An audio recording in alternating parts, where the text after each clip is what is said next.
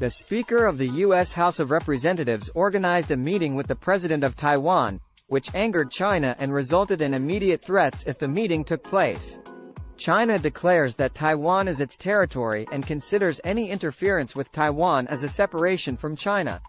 Although the U.S.'s relationship with Taiwan is governed by the Taiwan Relations Act, which provides Taiwan with means to defend itself, it does not obligate the U.S. to support Taiwan if it is attacked. The relationship between Taipei and Beijing is tense, with Beijing regarding President Tsai as a separatist and rejecting her calls for dialogue. After the trial, Mr. Donald Trump held a celebration event. Former President Donald Trump criticized the trial against him in New York and planned to hold an event at the Mar-a-Lago resort. Prosecutors said the case would be announced in the next 65 days and the direct trial would take place in December. Mr. Trump's legal troubles could affect the Republican primary vote on February 13, 2024. He is expected to use his allegations against him to rally support from Republican voters. Credit Suisse chairman speaks out at final shareholders meeting.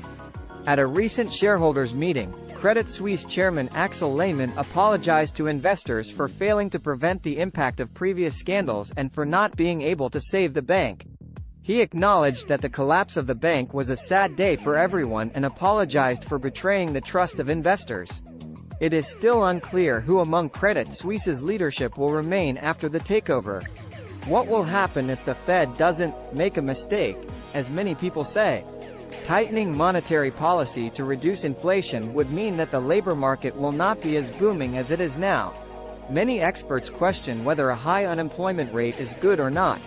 Inflation is still higher than the Fed's target of 2%.